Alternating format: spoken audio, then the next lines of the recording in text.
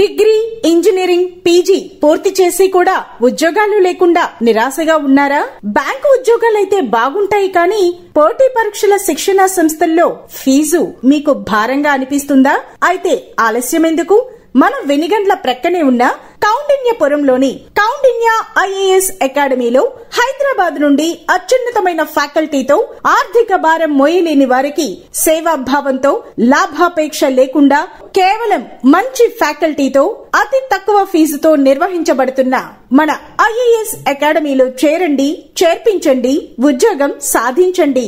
వివరాలకు doctor E V Narayana, retired principal, TGPS college, Guntur, founder and chairman cum managing trustee, Guntur, Andhra Pradesh.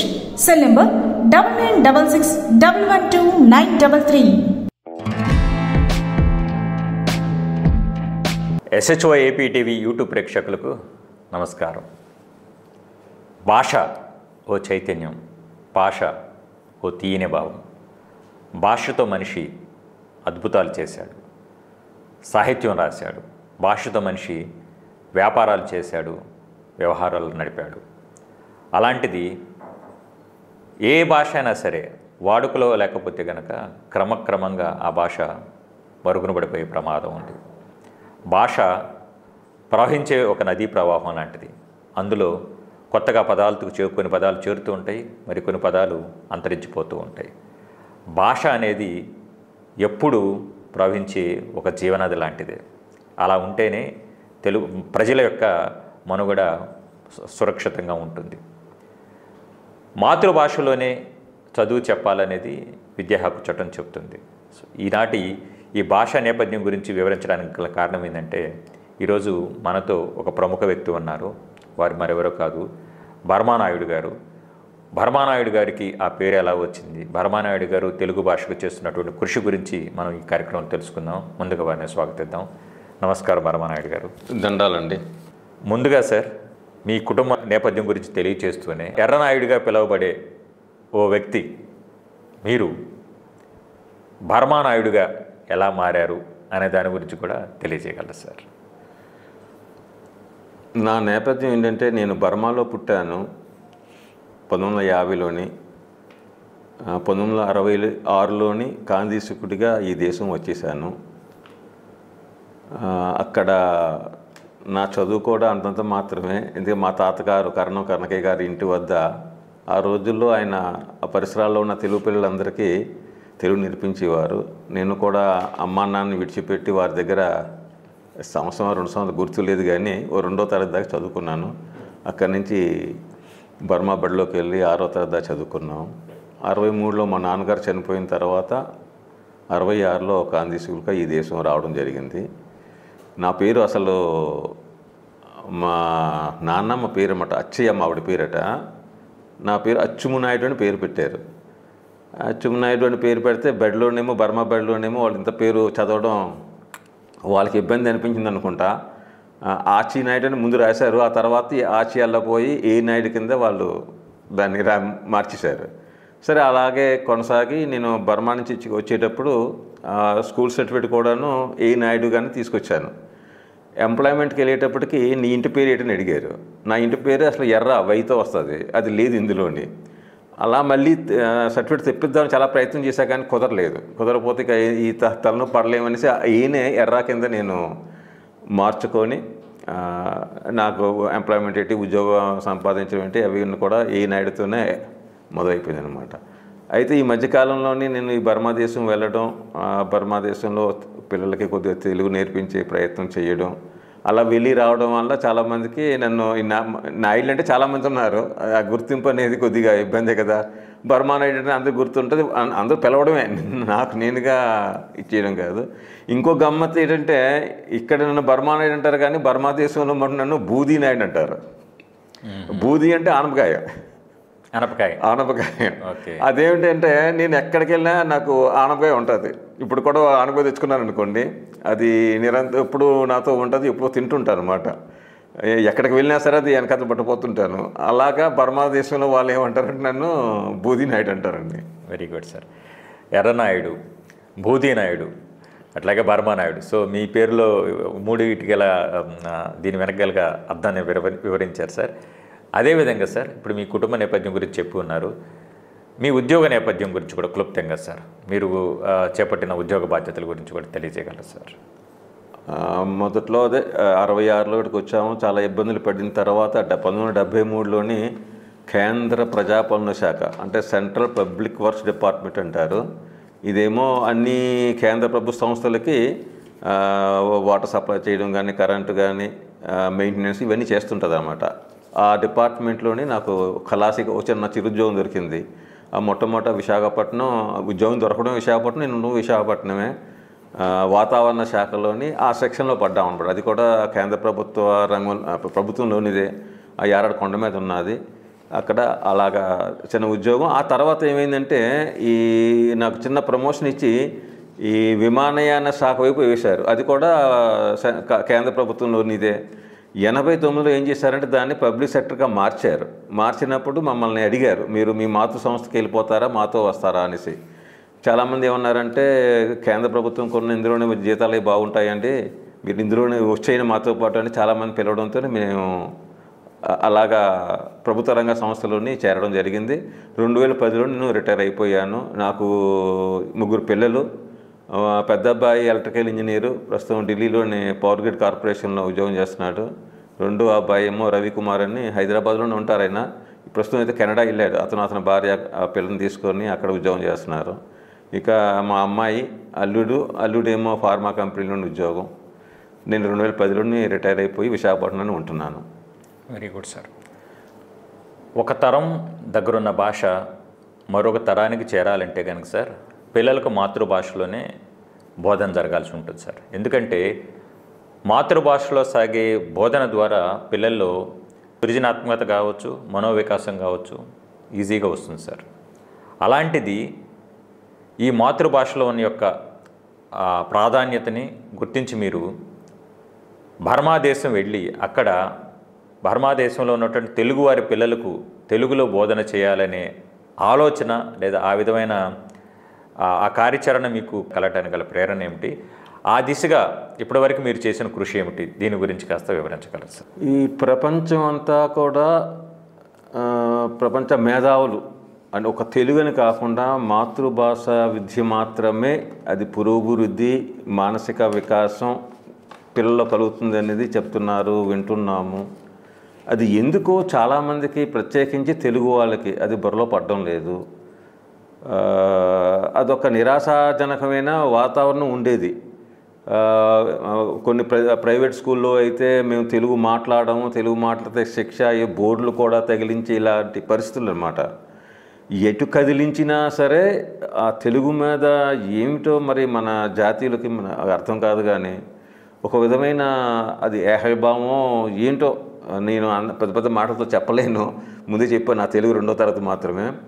అలాంటి పరిస్థితుల్లో ఏమైందంటే 2011లో బర్మా దేశంలోని ఆంధ్ర సంఘం పెట్టి 100 ఏళ్ళు అయిందనేసి శతాబ్ది ఉత్సవాలని చేశారు. చేసినప్పుడు అదే మన దేశం నుంచి మన తెలుగు వాళ్ళు ఎక్కువగా ఉండే విశాఖపట్నం అనమాట. ఎక్కువ అంటే కాందీసులు ఎక్కువ విశాఖపట్నంలో స్థిరపడిపోయారు. ఆహ్వానం పంపించారు, మీరు రండి ఇలాగలా మేము చేస్తున్నాము అనేసి. అంటే 70 మంది వెళ్ళాం. అంటే 2002లో తొలిసారి మళ్ళీ తిరిగి వెళ్ళాను, కానీ ఇప్పుడు అందరితో సరదాగా వెళ్ళినట్లు ఉంటుంది అనేసి 70 మంది వెళ్ళాం. వెళితే నేను పుట్టి పెరిగింది మోలుమిని అనేది ఊరు. అంటే బర్మా దేశం రాజధాని రంగూన్కి ఇంకొంత దూరం ఒక 6-7 గంటల ప్రయాణంలో ఉంటుంది అనమాట. అంటే ఈ ఉత్సవానికి ముందే వెళ్ళిపోయాం కాబట్టి ఇక్కడ నాకేం పని ఉన్నది, మన వాళ్ళంతా అక్కడ ఉన్నారు కదా అనేసి మోలుమిని ఆ నగరానికి వెళ్ళిపోయాను. వెళ్ళిన తర్వాత అక్కడ కొంతమంది మిత్రులు ఏం చేశారంటే, మేము ఇలాగ బడి నడిపిస్తున్నామంటే తెలుగు బడి సాయంత్రం పూట అనేసి నన్ను తీసుకెళ్ళి చూపించారన్నమాట. ఆ నగరంలోని 4 మూలల 4 బడులు నడుస్తున్నాయి. అయితే అక్కడ పరిస్థితి ఎలా ఉందంటే ఎవరు మాట్లాడరు, తర్వాత వచ్చిన వాళ్ళు మాట్లాడరు. వాళ్ళ ఇంట్లోని ఎవరైనా పరాయి దేశం నుంచో ఎవరో వస్తే అలాంటి వాళ్ళతో తప్పితే మాట్లాడే పరిస్థితి లేదు, చదవడానికి ఏమీ లేవు. మరి వీళ్ళు ఏం చేస్తారో ఏమిటో నాకు అర్థం కాక, సరే ఒక తమాషాగానే ఒక బడిలోని వెళ్ళినప్పుడు పిల్లల్ని అడిగాను అనమాట. బర్మాలో నాకు బర్మా వచ్చు కాబట్టి, మీరు ఈ చదివి ఏం చేస్తారు, ఏం ఉపయోగపడుతుంది మీకు చదువుకోవడానికి ఏమీ లేవు కదా. ఇదే సమయాన్ని బర్మా భాష చదువుకుంటే ఇంకొన్ని 4 మార్కులు వస్తాయి కదా మీకు అనేసి అన్నట్లుగా నేను వాళ్ళని ప్రశ్నించాను అనమాట. దాని మీద ఆ పిల్లలు ఒక 2-3 లేచి బర్మా భాషలో అన్నమాట డో లూమ్యో డో బాధ డో టేమే అంటే డో లూమ్యో అంటే మా జాతి, డో బాధ మా భాష, డో టేమ్ అంటే మేము నేర్చుకుంటామని. అది 2011లో జరిగింది. ఇప్పుడు దగ్గర 14 సంవత్సరాలు అయిపోయింది ఆ సంఘటన జరిగి.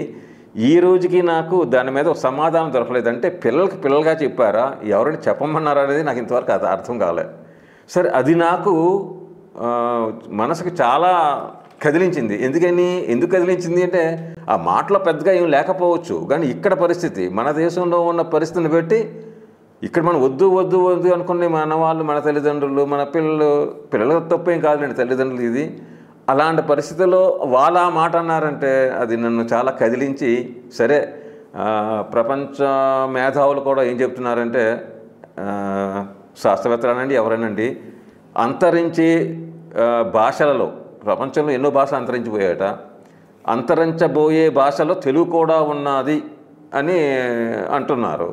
అది నిజమో అబద్ధం ఇటు నాకైతే తెలియదు, కానీ ఒకవేళ అంతరించిపోతే పరిస్థితి ఏమిటి అని ఒక ఆలోచన వచ్చి, సరే నాకు నేనుగా ఏం చేయలేను, కానీ వాళ్ళు చదువుకుంటాము నేర్చుకుంటామని అంటున్నారు కాబట్టి అక్కడ కొద్దిగా ఆ మొక్కలకి, ఆ తెలుగు మొక్కలకి నీళ్ళు పోస్తే మనం అవి చెట్లయితే రేపొద్దున్న సరే భారతదేశంలోని తెలుగు రాష్ట్రాల్లో అంతరించిపోయింది అనుకున్నా, తెలుగు ఎక్కడైనా ఉందా అనుకుంటే ఇగో బర్మాలో ఉంది, లేదంటే మలేషియాలో ఉంది అని చెప్పుకోవడానికి అవకాశం ఉంటుందేమో అనే భావనతోని నాకు చేతనైంది ఏమైనా చేద్దామనేసి నేను ఈ ప్రయత్నం మొదలెట్టాను. Excellent sir.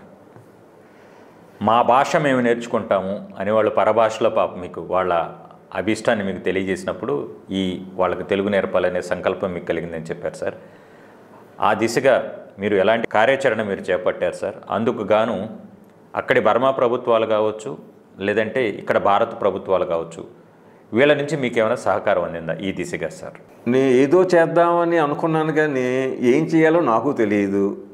ఎందుకంటే అప్పటిదాకా నేను ఎవరికి నేర్పించడం కానీ, ఆ 2వ తరగతి తర్వాత భారతదేశం వచ్చి నేనేం చదువుకోలేదు, చదువుకోవడం కూడా నాకు అవకాశం దొరకలే. కాదు పత్రికలు అవి చదవడం మాట్లాడడం వల్ల భాష వచ్చి తప్పితే విద్యా సంబంధమైనది చదువు చెప్పాలంటే ఏం చేయాలి, ఎలాగా అనేది. అయితే నేను ఏం మొదలెట్టానంటే, నాకు కొంతమంది పంతులు అన్నమాట అక్కడ నేర్పించే వాళ్ళకి పెద్దగా ఏం తెలియదు. వాళ్ళేమో దీన్ని ఏమంటారు ఇవేవో కొన్ని ప్రశ్నలు నన్ను అడిగితే నాకు తెలియలేదు, ఏం చేయాలా వీళ్ళకి అనేసి ఏం చేశానంటే, మొట్టమొదటి నేను మొదలెట్టింది ఈ ఉత్సవాలు అయిపోయిన తర్వాత తిరిగి వచ్చేటప్పుడు బర్మా ఇంగ్లీషు బర్మా పాకెట్ డిక్షనరీలు 2 తీసుకొచ్చి, సరే కొన్ని పదాలకి మనం వాళ్ళకి ఏమైనా అర్థాలు ఇస్తే, ఇప్పుడు చెట్టు ఉంది వాళ్ళకి బర్మాలో తెలుసు, దాని తెలుగులో ఏమంటారో తెలియకపోవచ్చు, సరే అది రాద్దాం, ఇల్లు ఏంటి ఇలాగా కొన్ని పేర్లు రాసి వాళ్ళకి ఇచ్చినట్లయితే ఆ పిల్లలకి నేర్పించేటప్పుడు అదేమైనా ఉపయోగపడుతుందేమో అనేసి అలా నేను రాయడం మొదలెట్టాను. నేను ఇక్కడికి వచ్చి ఏం చేశానంటే, తెలుగు ఇంగ్లీష్ ఒక నిఘంటువు తీసుకున్నాను. ఈ 3 దగ్గర పెట్టుకొని మన తెలుగులో దీనికి ఏముంది, ఇంగ్లీష్లోని బర్మాలో ఏటి ఉంది, ఇలాగా రాస్తూ ఏం చేశానంటే, నేను రాస్తున్నది బర్మాకి మళ్ళీ పంపించాను కొన్ని జెరాక్స్ కాపీలు తీసి. కొంత అసలు నేనేదో రాసుకెళ్ళిపోతున్నాను, కానీ అది వాళ్ళకి ఎంతవరకు ఉపయోగపడుతుంది ఏంటో నాకు తెలియదు. సరే వాళ్ళు ఏమనుకుంటున్నారు దాని గురించి అనేసి పంపిస్తానన్నారు. ఆ భావన ఉన్నది మీరు పూర్తి చేసేయండి, దాన్ని మేము వచ్చేసుకుంటాం అన్నారు. నేను అన్నాను, ఇది వచ్చేసుకోవడం పనికిరాదు, అయినా చేయాలంటే దానికి ఒక స్థాయి ఉండాలి, అలా కాదు, అక్కడ 4 బోర్డులకి 4 కాపీలు చేసి ఇస్తే సరిపోతుంది, వాళ్ళు దాన్ని చూసుకొని తెలియని మాటలు ఏమైనా దొరికినట్లయితే నేర్పించడానికి అవుతుంది అంటే, లేదన్న ఇక్కడ 2 భాషలు తెలిసిన ఆయన ఉన్నారు, ఆయనకు మేము చూపించి సరి చేసుకుంటాం, ఏం తప్పులు ఉంటే చేస్తా ఉన్నారు. మంచిదే, మనం ఏదో చేసింది ఒక అచ్చు రూపంలో పుస్తకం వస్తుంది అంటే అది ఆనందదాయకమే కదా. ఆ పని అలాగా నేను చేయడం, కొన్నాళ్ళు మళ్ళీ రంగూన్కి వెళ్ళి తెలిసిన ఆయన కూడా కూర్చోబెట్టి కొంతవరకు చేసి నేను వచ్చేసానమాట. నీకంటూ చేయాలంటే చిన్న పని, చాలా నెలల తరబడి చేయాలా, 2 భాషల్లో ప్రావీణ్యం ఉండాలా. ఆయనకేమో ఆయనకు కూడా కొంత తెలుగు వచ్చు, ఎందుకంటే పిల్లలకి అక్షరాభ్యాసం అనే మాట దగ్గరికి వచ్చేటప్పటికి ఆయనకు అర్థం కాలేదు. అది అంటే అది వాళ్ళ తప్పు కాదు, ఎప్పుడో వెళ్ళిపోయి కొంత వాడుతున్న మాటలు. కాబట్టి ఈ అక్షరాభ్యాసం అనేది ఆనాడు ఉన్నదో లేదో తెలియదు మనకి. కాబట్టి ఇలాగ అంటే వాళ్ళు కూడా పరిపూర్ణులేం కాదు. సరే ఏదో కొంత ఇదవుతుంది కదా అనేసి మొత్తానికి అది ఒక అచ్చు రూపంలోనే వాళ్ళే వేసుకున్నారు. ఈ తర్వాత నేను ఈ దేశం వచ్చిన తర్వాత ఇంకా చదువు వైపు నేనేం వెళ్ళలే. ఎవరైనా ఏవైనా చేస్తారేమో తెలుగు అకాడమీకి వెళ్ళాను, తెలుగు విశ్వవిద్యాలయానికి వెళ్ళాను. అక్కడికి వెళ్తే వాళ్ళు ఏమంటారంటే మేమేం చేయలేమండి, గవర్నమెంట్ ఏదైనా బడ్జెట్ ఇవ్వాలి, మీరే ప్రభుత్వాన్ని ఏ మంత్రినో ఎవరినో పట్టుకొని శాంక్షన్ చేస్తే దాంతో ఏమైనా మేము చేయగలం తప్పితే మా చేతిలో ఏం లేదనేసి వాళ్ళ చేతులు ఎత్తేసారు. అయితే తెలుగు అకాడమీ వాళ్ళ మటుకు ఒక వాచకం వేశారు. వెళ్ళి నేను అయితే ముందు ఒక ఆయన ఒక పేరైతే మర్చిపోయాను, ఏదో మాట సందర్భంలోనే ఆయన ఏమన్నారంటే ఇలాగ తెలుగు అకాడమీ ఉన్నదంటే మీరు రండి చేద్దాం ఏమైనా వాళ్ళతో మాట్లాడదామని అన్నారు. కానీ నేను కొన్ని అనుభవాలను బట్టి ఏం చేశానంటే ఇక వెళ్ళాం మన పని అయ్యేదిలా లేదు, ఇది అనవసరం అనుకుని నేను వెళ్ళడం మానేశాను. ఆ తర్వాత ఆయన ఏంటి వస్తామన్నారు, ఆయన హైదరాబాద్ వస్తామని అన్నానంటే ఆయన పోరుపాళ్ళకి ఒకసారి వెళ్ళాను అనమాట. మొత్తానికి ఆయన ఏమో యాదగిరి గారు డైరెక్టర్ గారు అప్పుడు తీసుకెళ్ళి ఏంటయ్యా అన్నారు, సార్ ఇలాగ బర్మా దేశంలో తెలుగు వాళ్ళు ఉన్నారు, మరి వాళ్ళ గురించి ఏదైనా వాచకాలు ఏమైనా పుస్తకాలు ఏమైనా చేయగలరా అంటే అవన్నీ మాకు తెలియదయ్యా, మీరు చేస్తారా, మీరు చేసి ఇవ్వండి మేము చేయిస్తామన్నారు. నేను ఆ సమాధానాన్ని ఊహించలేదు. అలాగే అండి అన్నాను. అలాగే అన్న తర్వాత అయితే అక్కడ జరిగింది ఏంటంటే మళ్ళీ మోసధోరణే. ఇప్పుడు సమస్యని ఎవరు అర్థం చేసుకోవడం లేదు. దేశంలో ఉన్న పరిస్థితి వేరే, పరాయి దేశంలో ఉన్న పరిస్థితి వేరే. ఆ పరిస్థితి తగ్గట్టుగా వాళ్ళకి తగ్గట్టుగా ఏదైనా చేయాలి. అవి చెప్పినా ఈ పెద్ద వాళ్ళు మన మాట వినే పరిస్థితి కాదు. ఎంత చెప్పినా ఇలా కాదండి అప్పుడు ఇలా కాదంటే ఎలా కావాలన్నా నేను సరిగ్గా చెప్పలేని పరిస్థితి. అయితే ఇది కాదైతే తెలుస్తుంది. వాళ్ళు ఏమంటారు, ఇది చేయనివ్వండి, తర్వాత ఇంకోటి కూడా చేద్దాం, ఇంకోటి కూడా చేయొచ్చు మనం అన్నారు. సరే వీళ్ళని మనం చేయాలంటే అయితే తెలుగులో మొత్తం వాళ్ళే తయారు చేశారు. దానికి బర్మాలోనే నేను ఇంకొక కేఎస్ఎస్ రెడ్డి గారని ఆయన కూడా బర్మా నుంచి వచ్చిన ఆయన, హైదరాబాద్లో ఉంటే ఆయన నేను కలిపి అంటే ఇప్పుడు ఉదాహరణకి ఉడత బొమ్మ వేశారు, తెలుగులో ఉడత అని రాశారు, మరి ఆ పక్కన బర్మాలో రాయాలి కదా. ఇలాగనమాట వాళ్ళు రాసిన పదాలన్నిటికీ బర్మాలోని మళ్ళీ మేము తయారు చేసాం. మళ్ళీ అది కంప్యూటరైజ్ చేయాలి, అచ్చు వేయాలి. ఇక్కడ మన దేశంలో లేదు. ఎలాగా అంటే అప్పుడు మిలిటరీ వాళ్ళు కొంతమంది వచ్చి హైదరాబాద్ ట్రైనింగ్ అవుతున్నారు బర్మా దేశం నుంచి. వాళ్ళని పట్టుకొని వాళ్ళ కంప్యూటర్ ద్వారా ఆ అక్షరాలు టైప్ చేసి మొత్తానికి ప్రపంచ తెలుగు మహాసభలు మన తిరుపతిలో జరిగినప్పుడు ఈ పుస్తకం కూడా బర్మా తెలుగు వాచకం విడుదలయ్యింది. అయితే పెద్దగా ఉపయోగించుకున్న దాఖలాలు లేదనుకోండి. ఇంతవరకు ఇలా జరిగిన తర్వాత నేను బర్మా వెళ్తున్నప్పుడల్లా బర్మాలోని వాళ్ళు చెప్పేది ఏంటంటే మేము ప్రతి సంవత్సరం బడికి పంపిస్తున్నాము. ఎప్పుడు పంపించినా సరే ఓ నమః చెప్తున్నారు, వీళ్ళు చెప్తున్నారు, కాకదీర్ఘం కాకుడి అలాగా కొంత గుణింతాల దగ్గరికి వచ్చేటప్పటికి మా టైం అంటే అక్కడ ఎలాగా వేసవి సెలవుల్లో 3 నెలలు వాళ్ళు నేర్పిస్తారు. అంటే వాళ్ళకి సెలవులు 3 నెలలు పిల్లలకి. ఆ 3 నెలల్లోనే వీళ్ళు తెలుగు బడులు పెడతారన్నమాట. పెట్టి ఆ పిల్లల్ని పిలిచి కూర్చోబెట్టి నేర్పిస్తారు. సరే అంతవరకు వచ్చేటప్పటికి ఈ 3 నెలల టైం అయిపోతుంది. అయిపోగానే మళ్ళీ అన్నీ మూలతో వేస్తారు.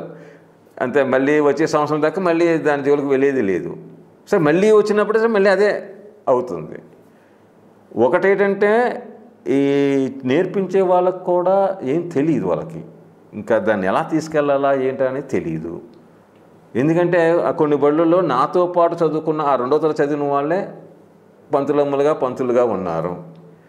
మరి వాళ్ళు ఏం నేర్పించగలరు? ఒక అమ్మాయి ఆమె బర్మా భాషలోనే బిఎల్ చేసింది, లా చదివింది అనమాట. చదివి ఆమె ఒక తరగతి చెప్తుండగా నేను వెళ్ళిన తర్వాత వాచకం పట్టుకున్నది, 2వ తరగతి వాచకం పట్టుకొని ఆ పిల్లలకి నేను అడిగాను అనమాట. ఏదో నక్క అడవి ఏదో కథ ఉంది అది అందులోనే. అంటే ఏంటి అడవి ఏంటంటే అబ్బాయి మరి ఏం చెప్తున్నామా అంటే అబ్బాయి అలా చెప్తే వాళ్ళకి అర్థం కాదని, మరి అలా చెప్తే అర్థం అవుతుంది అని అంటే తెలియదు. అంటే పరిస్థితి ఏంటంటే ఇక్కడ ఏం జరిగిందంటే ఎవరైతే బడులు నడపాలి అని అనుకున్నారో వాళ్ళకి విద్య లేదు.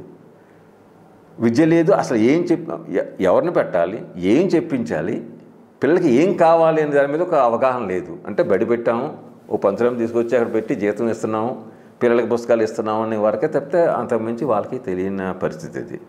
సరే ఇలా కాదనేసి నేనేం చేశానంటే ఈ పద్ధతి కాదనేసి మాటలు నేర్పిద్దాము. మాటలైతే ఎక్కడికి పోవు. చదువు అనేది ఇప్పుడు ఉదాహరణకి ఏంటంటే మనం 1వ తరగతి నుంచో 2వ తరగతి నుంచో ఇంగ్లీష్ ఒక సబ్జెక్ట్ కానీ మనం నేర్పిస్తున్నాం. 10వ తరగతి చదివినా సరే వాడికి ఇంగ్లీష్ మాట్లాడడం రాదే. మరి వీళ్ళకి ఏం వస్తుంది? ఈ 1-2 తరగతులు అలా ఉండిపోతే అనే ఆ పట్టుదల మీద నేనేమనుకున్నానంటే ఎలాగైనా మాటలు నేర్పించాలి వీళ్ళకి. ఆ మాటలైతే ఎక్కడికే పోవు. కనీసం ఆ 3 నెలలు అయినా సరే ఆ తరగతిలో తల్లిదండ్రులు మాట్లాడినా పిల్లల మధ్యన ఇదేమిటి అదేమిటి నీ పేరేంటి నా పేరేంటి అన్నదన్నావా ఇట్లా మాట్లాడించడం వల్ల ఆ భాష బతుకుతుంది అనేది నాదొక ఆలోచన. అది సరైందో కాదో నాకు తెలీదు. నాకున్న పరిజ్ఞానంలోనే నేను అలా అనుకున్నాను. నమస్కారం, నేను తెలుగు పాఠం చదువుతాను. అతను ఎకరా అన్నం తిన్నాడు. ఆమె డబ్బులు ఎంత ఇచ్చింది? అమ్మ బజారుకి ఎప్పుడు వెళ్ళింది? నువ్వు ఎలాగా పడ్డావు? అతను ఏం చూపించాడు? నువ్వు ఇక్కడ ఎందుకు నిల్చున్నావు? వాడు ఎలాగా చచ్చాడు? నువ్వు అమ్మతో ఏం చెప్పావు? నమస్కారం. అత్తరు ఇందు ఎదరా ఏం చేస్తున్నాను? ఏం చేస్తున్నాడు? ఏం చేస్తున్నాడు? అతను ఏం చేస్తున్నాడు? ఇంటి వెనుక కాసేపు కూర్చోవాలని ఉంది. ఈరోజు గుడి వరకు వెళ్ళావా? బరిలోని కొత్త కోదరు ఇంటి లోపల అను తిన్నదం. బజారుకి వెళ్దాం. ఏం చెప్పటామి? మీరు దేని ద్వారా నేర్పించారు? అలాంటిది ఏమైనా ఉంటే చెప్పండి అంటే అలాంటిది ఏం లేదు, కానీ మేము వాచ్ కూడా తయారు చేసుకున్నాం. అది ఒక 23-24 రోజుల్లోనే ఒక అతను డివి శ్రీరాములు గారని మా మనడు కూడా దాని ద్వారా చదవడం రాయడం వచ్చిందన్నారు.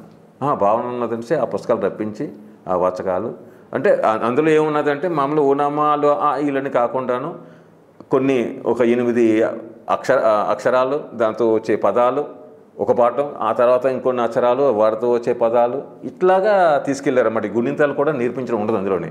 ఎందుకంటే అక్షరాలు వచ్చిన తర్వాత దీర్ఘంతో కొన్ని పదాలు కాతోను 4 ఇస్తున్నారన్నమాట. అంటే మనం పలుకుతాము, రాయడం కూడా చేస్తాం. అంటే ఆ దీర్ఘం వచ్చినట్లే ఒక దీర్ఘం వచ్చిన తర్వాత ఆ గా కూడా వచ్చేస్తుంది వారికి. ఇక కాకి దీర్ఘం నేను పిల్లలు కూడా అదే అడిగాను అనమాట.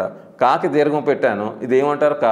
బర్మాలో కూడా వాళ్ళకి అడిగేవాడు కా ఈచ అంటారన్నమాట. కా ఈచ కా కదా, మరి నా ఈచ బర్మాలు అన్నమాట. అంటే నా అనేవారు. మరి కాకి దీర్ఘం ఇస్తే కా కదా, నాకు దీర్ఘం ఇస్తే ఏమవుతుంది నా అనేవారు. అంటే ప్రత్యేకించి మనం గుణింతలు చెప్పాల్సిన పని లేదు అలాగనమాట. అంటే నన్ను కూడాను ఆ బర్మా పెద్దలు ఏమో ఏంటి మీరు ఇలా చెప్తున్నారు, మేము చిన్నప్పటి నుంచి ఓనామాల నుంచి మొదలెట్టి ఇలా చేసుకొచ్చాం కదా, ఇది కాదు కదా అనేవారు. మీరు కాదు అంటే అంతకన్నా నేను చేయలేను, మళ్ళీ వచ్చే సంవత్సరం కూడా వాళ్ళు అక్కడే ఉంటారు, నా మీద నమ్మకం ఉంచి వదలండి. ఆ తర్వాత ఈ 2.5 నెలల తర్వాత అప్పుడు మీరు నన్ను ప్రశ్నించండి అనేసి వాళ్ళని బలవంతంగాను ఆ పిల్లలకి మొత్తానికి ఏంటంటే కొంతవరకు వాళ్ళకి మళ్ళీ పిల్లలకి ఏంటంటే ఊరికి చదువు అంటే కాదు. అంటే ఈ మధ్యలో ఏమైందంటే మా కోడలు కూడా ఒక టీచర్గా పనిచేస్తుంది. ఆమె సలహాలు ఏంటంటే పిల్లల్ని మనం మచ్చిక చేసుకోవాలా, పిల్లల్ని చేయాలి అంటే నేను కాసేపు పాటలు పాడించడం, కాసేపు ఆటలు ఆడించినట్లుగా అలా చేయడం వల్ల పిల్లలేమో బడికి రావడానికి ఆ సమయం వస్తే చదువు కన్నా ముందు పాటలు పాడాలనేవారు.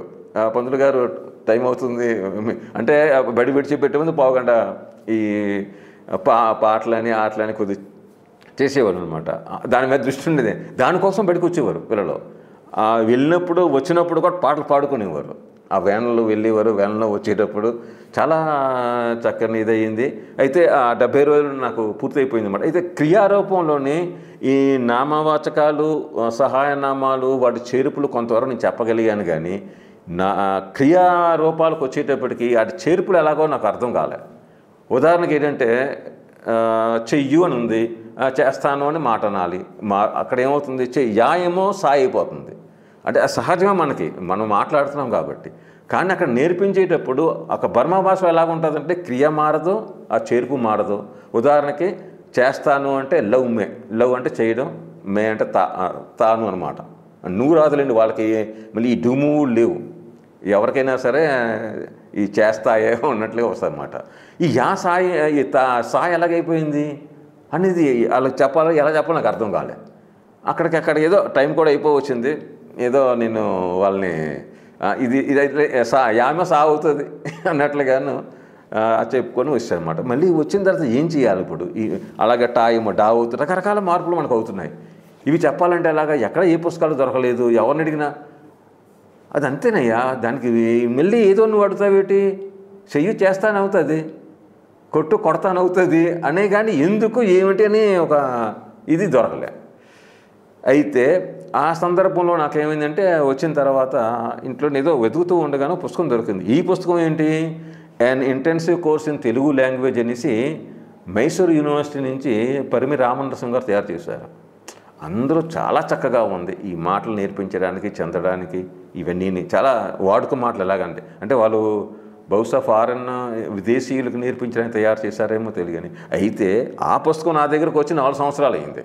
మొట్టమొదట ఒక స్నేహితుడేమో నన్ను తీసుకొని వెళ్ళి అక్కడ హైదరాబాద్ సెంట్రల్ యూనివర్సిటీ తెలుగు విభాగం పెద్ద ఆయన దగ్గర తీసుకెళ్లారమ్మా. తీసుకెళ్ళి ఈ తెలుగు అకాడమీ వేసిన పుస్తకాన్ని తీసుకెళ్ళి చూపించారు. ఇగోండి ఇలా చేశారు ఈయన తెలుగు అకాడమీతో. అంటే చాలా మంచి పని చేసావయ్యా అనేసి ఆయన పొగిడారు. పొగిడిన తర్వాత అప్పుడు నేను ఆయన అడిగాను, అయ్యా తెలుగు మాటలు నేర్పించడానికి ఏమైనా ఉన్నాయా, దాని విధానాలు ఏమైనా ఉన్నాయా, పుస్తకం ఏమైనా ఉందా అంటే ఆయన కాసేపు ఆలోచించి మీరు కూర్చోండి నేను అనేసి ప్యూర్ని ఎవరినో పిలిచి, చూడండి ఒక ఆయన పుస్తకం ఉండాలి మనకి, అది ఎక్కడుందో సార్ చూడంటే ఆ వెతికిచ్చారు. అదే పరిమి రామనరసింహ గారి and intensive course in Telugu language. అయితే అది నేను తీసుకెళ్ళిన తర్వాత నాకు ఒక మొక్క అర్థం కాలేదు, అందులోది ఒక్క మొక్క అర్థం కాలే. ఇక అర్థం కాదు ఏం పట్టుకొని చూడడం అని మూలం పడేశాను. ఈ 2019 అక్కడ చదువు చెప్పి వచ్చిన తర్వాత మళ్ళీ ఆ పుస్తకం నాకు తరసపడ్డది కదా, అప్పుడు చూస్తే అంతా నేను ఏదైతే వెతుకుతున్నానో అవన్నీ అందులో ఉన్నాయి. మరి ఆ రోజు ఎందుకు నా బుర్రలోకి వెళ్ళలేదో నాకు ఇప్పటికీ అది అర్థం కాలే. మొత్తానికి దాన్ని పట్టుకొని ఈ మాటలకు తయారు చేసి ఇంకా పట్టికల ద్వారా నేను తయారు చేసి పిల్లలకి నేర్పించే ప్రయత్నం చేశాను. తొలిసారి 2019లోని 70 రోజులు 19లోని అవి చేశాను. 20లో వెళ్ళి కొంత చెప్పగలిగాను, మొత్తం చెప్పలేదు, 10 రోజులు చెప్పాను. అప్పటికి ఎన్ని తయారు చేశాను కానీ కొంతవరకే చేసి కరోనా వల్ల ఆ తర్వాత నుంచి మళ్ళీ బర్మా అక్కడ కూడా బడి పెట్టలేదు. 2024లో పెట్టారు కానీ వాళ్ళకి ఆర్థిక పరిస్థితులు చాలా ఇబ్బందికరంగా ఉన్నాయి. 2024లో కూడా నేనేం చెప్పానంటే రానుపోను ఖర్చులు నేను పెట్టుకుంటాను, కానీ అక్కడ ఉండడానికి మిగతా ఏర్పాట్లు మీరు చెయ్యాలి. ఎందుకు ఉండడానికి అంటే ఈ ప్రభుత్వం ఏం చేస్తుందంటే అప్పుడు ఎంతమంది సోషల్ వీసా ఇచ్చేవారు 70 రోజులు, ఇప్పుడు ఏమైందంటే 28 రోజులు ఇస్తున్నారు వీసా. అది కూడా ఏంటి హోటల్లో వెళ్ళి ఉండాలా, అదొక 1000 రూపాయలు రోజు కట్టాలా. ఇవన్నీ మనం పెట్టుకోలేము కదా. వెళ్ళి రావడం అంటే చేయగలం, మిగతా మీరు చేస్తే నేను వస్తాను. కానీ 2024లో వాళ్ళ నుంచి సమాధానం రాలేదు, మరి వెళ్ళలేకపోయాను. 2025లో కూడా వాళ్ళు నాకు సమాధానం చెప్పలే. జనవరి నేను చెప్తున్నాను అనమాట, నా డబ్బులతో నేను వస్తాను కానీ మీరు ఉండి ఏర్పాటు చేయాలి అని. అయితే ఉండడానికి కూడా ఆ మాత్రం డబ్బులు పెట్టేయగలం, కానీ బాధ్యత తీసుకుంటారా లేదా మనకు మనమే వెళ్తే అనేదో పెద్ద ప్రశ్న అనమాట. మిలిటరీ ప్రభుత్వం కాదు, ఎప్పుడు ఎక్కడ ఏం జరుగుతుందో ఎవరికీ తెలియదు. సరే వాళ్ళు పిలిచినట్లుగా మనం వెళ్ళినట్లయితే కొంత బాధ్యత తీసుకుంటారు కదా అనే భావన అనమాట. అయితే ఈసారి కూడా 20 రోజులు అయిపోయింది, కబురు ఏం రాలేదు రమ్మని. ఆ తర్వాత మా చిన్నాన్నగారు అల్లుడు అనమాట, ఒక ఆయన ఉన్నారు, అంటే చిన్నాన్న కుటుంబం, ఆయన చనిపోయారు కానీ ఆయన కూతురు అల్లుడు వీళ్ళు ఉన్నారన్నమాట. ఆయన ఏం చేశారంటే అక్కడ ఒకప్పుడు సినిమా హాల్గా ఉండేది, దాన్ని ఏమో హోటల్గా మార్చారు. తెలుగు వాళ్ళదే మాను గారు అనేసి ఆయనతో వెళ్ళి మా బామ్మడి గారు వీళ్ళు మాట్లాడారట, ఇలాగా ఆయన చదువు చెప్పడానికి వస్తున్నారు, మరి మీ తరపున మీరేం సహాయం చేస్తారు ఇలాగనేసి అంటే ఆయన సరే రమ్మనండి, ఏదో తగ్గించి ఏదో చేస్తాం అంటే అది ఎంతో నాకు తెలియదు, ఎంత తగ్గించి వాళ్ళు ఏం మాట్లాడో తెలియదు. మీరు రెండు అనగానే నేను వెళ్ళిపోయాను. ఇక విమానం టికెట్లు వీసాలు అన్నీ చూసుకొని వెళ్ళిపోయాను. ఏప్రిల్ 11వ తారీఖున బర్మాలో దిగి 12వ తారీఖు నుంచి ప్రారంభించాను. 28 రోజులు ఇచ్చారు. చాలా చక్కగా రోజుకి 8 గంటలు 4 చోట్ల, ఒక చోట 2 గంటలు, 8 నుంచి 10 ఒక దగ్గర, మళ్ళీ 10 నుంచి 12 ఒక దగ్గర, మళ్ళీ 3 నుంచి 5 ఒక దగ్గర, 5 నుంచి రాత్రి 7 ఒక దగ్గర, ఇలాగ మొత్తానికి చేశాను. చివరకు చేయడం బాగా అయింది. 2020లో 10 రోజులు చెప్పిన పాఠాలు, ఈ చేర్పులు, క్రియా చేర్పులు ఇప్పటికీ కొంతమంది గుర్తున్నాయి. అది నాకు ఆశ్చర్యం వేసింది. అన్ని సంవత్సరాల తర్వాత అవి మళ్ళీ ఎలా వాళ్ళు అంత గుర్తుపెట్టుకున్నారో నాకు ఆశ్చర్యం. కానీ దురదృష్టం ఏంటంటే అది కొనసాగించలేకపోయాను. సరే మొత్తానికి అయ్యింది. ఈ లోపల ఏమైందంటే 25 రోజుల తర్వాత రంగూన్ నుంచి, దేశ రాజధాని నుంచి ఓ బృందం పెళ్ళికి వచ్చారు. వాళ్ళు అక్కడ ఒక పెళ్ళి అవుతుంటే వచ్చారంటే వాళ్ళు వచ్చి ఏమంటే మీరు రంగూన్లో కూడా 4 రోజులు చెప్పండి, మీరు మాటలు నేర్పించడం బాగున్నదని అంటున్నారు, 4 రోజులు చెప్పండి అన్నారు. రేపే మనం బయలుదేరిపోవాలన్నారు. అప్పటిదాకా ఈ పిల్లలకి నేను చదువు చెప్తున్నాను, ఎలాగో వెళ్ళిపోవాలో నాకు అర్థం కాలే. ఏమో నాకు తెలియదండి, ఇక్కడ మరి పిలిచిన వాళ్ళు వేరే ఉన్నారు, మీరు వాళ్ళతో మాట్లాడండి, అంతేగాని నేను వచ్చింది కాదు కదా అనేసి అన్న. తర్వాత అయితే మొత్తం 4 రోజులు కాదు కానీ 2 రోజులు ముందు 6వ తారీఖున వెళ్ళాను నేను. నా ప్రయాణం 8వ తారీఖు. 6వ తారీఖు ఉదయం బయలుదేరి వెళ్ళి మధ్యాహ్నం కల్లా రంగూన్ చేరిపోయి సాయంత్రం ఒక 3 గంటలు. అదృష్టం ఏంటంటే పెద్దోళ్ళు వచ్చారు, 5 వచ్చారు. 5 కూడా ఆడవాళ్ళే, పెద్దవాళ్ళు. మాటలు వచ్చు వాళ్ళకి ఇది చెప్పడంతోనే ఈ క్రియా చేర్పులు ఇలాగ అవుతున్నాయని కానీ చాలా సంతోషించారు. ఆ మరుసటి రోజు వచ్చారు, చెప్పాను ఇంకో 4 రోజులు ఉండమని వాళ్ళు చాలా ప్రాధాయపడ్డారు. సంఘం వాళ్ళు మీకు టికెట్లు మారుస్తామండి, అది చేస్తాం, ఇచ్చేస్తాం. నాకేమైందంటే ఇక నిలబడి ఓపిక పోయింది. అంటే రోజుకి 8 గంటలు నిలబడడంతో ఎక్కడ కూర్చోవడానికి అయింది కదా. ఎందుకంటే 25 ఉన్న సమయంలోనే మొత్తం ఒక 8 చేర్పులు ఉన్నాయి. అవన్నీ వివరించేయాలి వాళ్ళకి. మళ్ళీ నేను వస్తానో రానో నాకు తెలియదు.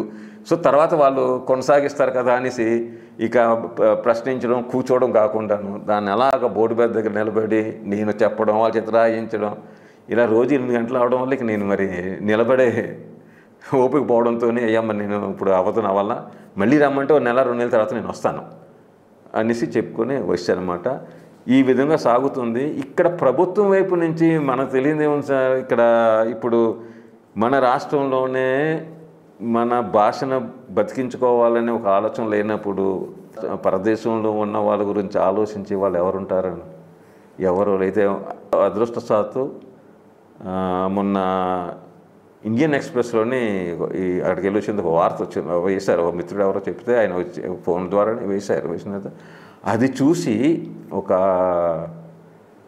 లాస్ ఏంజల్స్లోని డాక్టర్ గారు, తెలుగు ఆయన, అట్లూరి లక్ష్మణరావు గారు అని ఆయన పేరు.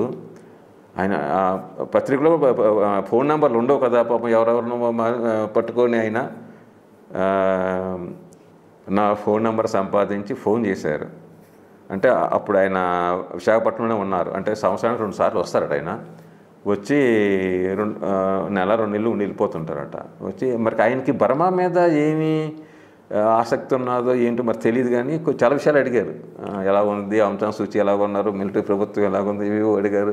ఏంటి మరి తెలుగు వాళ్ళు ఎలా ఉంది చదువు ఇలాంటే ఇలాగన్నీ చేస్తానంటే అప్పుడు అక్కడ ఏం జరిగిందంటే ఆయనకి ఈసారి చదువుతో పాటు బర్మాలోనే అదే నగరంలో ఉన్న ఒక తెలుగు ఆయన 7 కంప్యూటర్లు ఇచ్చి కంప్యూటర్ కూడా నేర్పిస్తున్నారు అనమాట. అంటే పిల్లలకి ఆసక్తి పెంచడానికి, ఒక తెలుగు చదువుని కాకుండాను ఇది కూడా చేస్తే బాగుంటుంది కదా అనేసి చేస్తుంటే నాకు ఇంకా ఆలోచన వచ్చిందన్నమాట. నిజమే, ఎవరైనా ఇప్పుడు అది కాకుండా ఏదే వాళ్ళకి ఏం కావాలంటే ఒక్కరిగా కాకపోయినా 10 మంది ఎవరైనా సాయం చేస్తే బాగుంటుందేమో అని ఆలోచన వచ్చింది. ఆయన కూడా ఏమన్నారంటే మనం కూడా ఏమి చేద్దామండి అన్నారు ఆ లక్ష్మణరావు గారు. అలాగే సార్ వాళ్ళకి ఏం కావాలో వాళ్ళు చెప్తే నేను కనుక్కొని చెప్తాను అని చెప్పి బర్మా వాళ్ళ పెద్దలకు కూడాను ఇలాగా మీకు ఏం కావాలో ముందుకి ఈ చదువే కాకుండాను ఈ మన పిల్లలకి భవిష్యత్తు బ్రతుకు తెలుగుకి నేర్చుకోవడానికి ఏదైనా కావాలంటే చెప్పండి అనేసి అంటే అలాగే అన్న మేము మాట్లాడుకొని చెప్తా ఉన్నారు. Excellent sir. దాదాపుగా సార్ 30 ఏళ్ల నుండి తెలుగు భాష విధ్వంసం ప్రారంభమైంది. స్వదేశంలోనే ఈ భాషపై మమకారం తగ్గుతున్న నేపథ్యంలో మీరు బర్మా లాంటి దేశం వెళ్ళి అక్కడ తెలుగువాడ పిల్లలకు తెలుగు నేర్పించాలి, తెలుగుని సజీవంగా నిలపాలని మీ ప్రణాళిక కావచ్చు, మీ కృషి కావచ్చు, ఏదైనా అది సాహసోపేతంగానే భావించాలి సార్. చివరి ప్రశ్నగా సార్, ఎలాంటి కృషి చేస్తే మాతృభాష సజీవంగా ఉంటుందని మీరు భావిస్తున్నారు సార్? క్లుప్తంగా ఈ ప్రశ్నకు మీరు సమాధానం తెలియజేయగలరు సార్. మన దేశంలో అయితే మాధ్యమమే కనీసం ప్రాథమిక స్థాయి వరకైనా తెలుగు మాధ్యమంలో బోధన చేస్తేనే తెలుగు బతుకుతుంది, లేదంటే అసాధ్యమనే అనిపిస్తుంది అన్నమాట.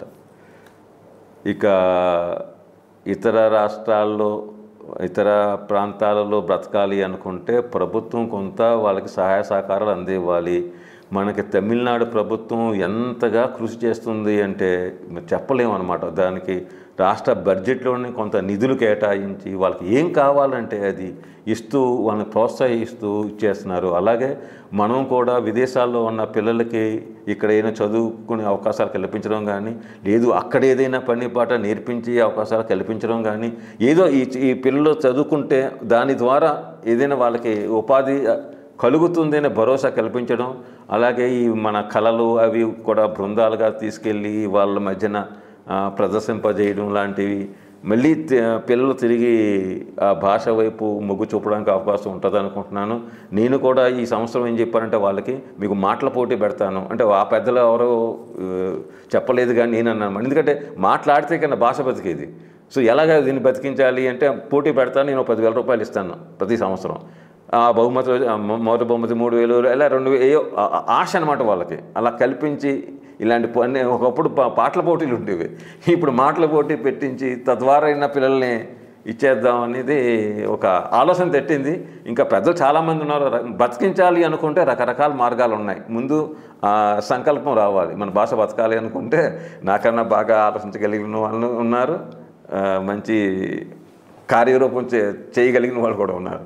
ఇందాక చెప్పినట్లుగా అట్లూరు లక్ష్మణరావు గారు అయితే ఈ ఏం కావాలా ఏంటనే దగ్గర ఏమైందంటే వాళ్ళని అడిగాను, ఆలోచన చెప్తామన్నారు. తర్వాత ఒక అతను నాకు మాట్లాడుతూను, అన్న ఓ పని చేయండి అన్న, మీరు 20 లక్షల రూపాయలు ఇవ్వండి, మేము స్కూల్ కడతామన్నారు, మీ పేరే పెడతామనేసి. నన్ను అంటే 60 లక్షల రూపాయలు స్కూల్కి అవుతుందట, మీరు 20 లక్షలు పెడితే మిగతా మేము డబ్బులు వేస్తాం, మీ పేరు పెట్టేస్తామన్నారు. 20 లక్షల రూపాయలు పెట్టి ఏదో నా ఖర్చులు పెట్టుకొని నేను వెళ్ళి రావడం చేయగలుగుతున్నాను, కానీ ఇది నేను ఎక్కడ చేయగలను? అదే సందర్భంలో 2 నిమిషాల తర్వాత లక్ష్మణరావు గారు ఫోన్ చేశారు. ఏంటి అండి వాళ్ళు ఏమైనా చెప్పారా, మనం ఏదో చేద్దాం అనుకున్నాం కదా, ఏం చెప్పారంటే ఏం చెప్పమంటారని, ఇంకా వాళ్ళు ఏం చెప్పలేదు, పెట్టుకోవడానికి మనం ఏదైనా ఇచ్చితే పెట్టుకోవడం కూడా వాళ్ళకి ఏమి చూడలేదట, వాళ్ళకి ముందు స్కూల్ కావాలంటున్నారు, నన్నేమో 20 లక్షల రూపాయలు ఇవ్వమన్నారు, నేను ఎక్కడి నుంచి తెచ్చివ్వాలి, అలాగని మీకు మటుకు నేనేం చెప్పగలను, తక్కువ మొత్తం కాదు కదా అనేసి నేను అన్నాను. ఆయన కాసేపు ఆలోచించి చేద్దామండి అన్నారు. నేను ఆశ్చర్యపోయాను. అయితే ఇలాగా ఎవరైనా దాతలు ముందుకు వచ్చి ఎంతో కొంత సాయం చేస్తే బాగుంటుందనే భావనతోనే మీ ముందుకు వచ్చి ఈ మాటలు చెప్పడం జరుగుతుంది. భాషాభిమానులు ఎవరైనా ఒకసారి విదేశాల్లో కానీ రాష్ట్రేతర ప్రాంతాల వాళ్ళ గురించి కూడా ఆలోచించమని మనం చేస్తున్నాను. తెలుగు భాషను సజీవంగా ఉంచేందుకు సార్ మీరు చేస్తున్న కృషి అభినందనీయం సార్. మీరు చేస్తున్న ఈ కృషితో ఈ సత్కార్యంలో మరందరూ భాగస్వామ్యం అవ్వాలని, తద్వారా మన మాతృభాష అయినటువంటి తెలుగుని ముందు తరాలకు అందజేయగలమని భావిస్తూ సార్ మా SHOAP TV యూట్యూబ్ ఛానల్కి వచ్చి ఈ కార్యక్రమం ద్వారా బర్మాలో ముఖ్యంగా మీరు అక్కడ ఉన్న తెలుగు వాళ్ళకి తెలుగు నేర్పించడంలో మీరు చేసిన కృషిని వివరించినందుకు మీకు ధన్యవాదాలు సార్. ధన్యవాదాలండి.